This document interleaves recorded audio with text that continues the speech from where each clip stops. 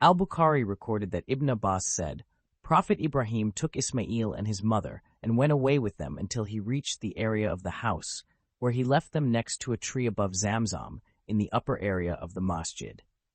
During that time, Ismail's mother was still nursing him.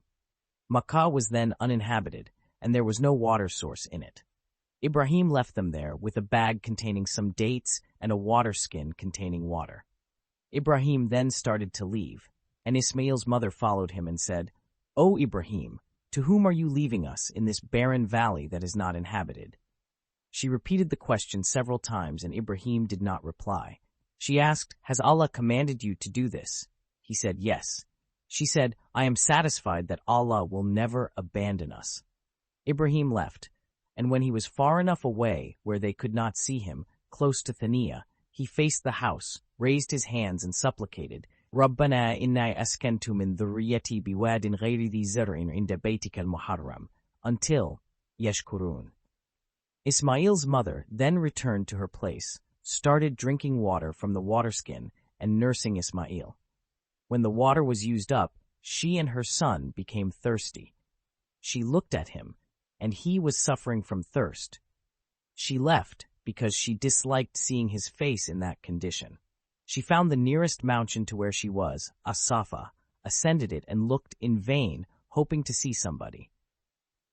When she came down to the valley, she raised her garment and ran, just as a tired person runs, until she reached the Al-Marwa mountain.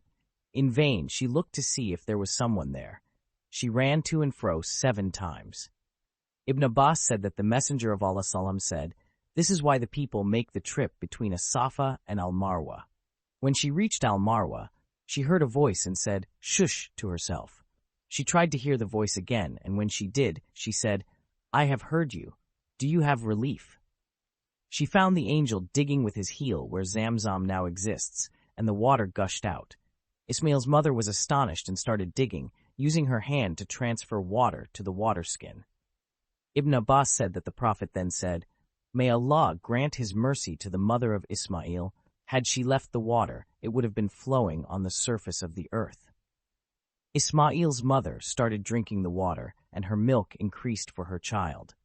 The angel said to her, Do not fear abandonment.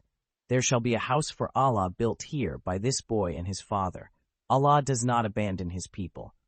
During that time, the area of the house was raised above ground level, and the floods used to reach its right and left sides. Afterwards, some people of the tribe of Jurhum, passing through Qada, made camp at the bottom of the valley. They saw some birds. They were astonished and said, Birds can only be found at a place where there is water. We did not notice before that this valley had water. They sent a scout or two who searched the area, found the water, and returned to inform them about it. Then they all went to Ismail's mother, next to the water, and said, O mother of Ismail, will you allow us to be with you? She said, Yes, but you will have no exclusive right to the water here. They said, We agree. Ibn Abbas said that the Prophet said, At that time, Ismail's mother liked to have human company, and thus they stayed there and sent for their relatives to join them. Later on, her boy reached the age of puberty and married a lady from them, for Ismail learned Arabic from them, and they liked the way he was raised. Ismail's mother died after that. Then an idea occurred to Abraham to visit his dependents, so he left. When he arrived, he did not find Ismail, so he asked his wife about him. She said, He has gone out hunting. When he asked her about their living conditions, she complained to him that they live in misery and poverty. Abraham said, When your husband comes, convey my greeting and tell him to change the threshold of his gate.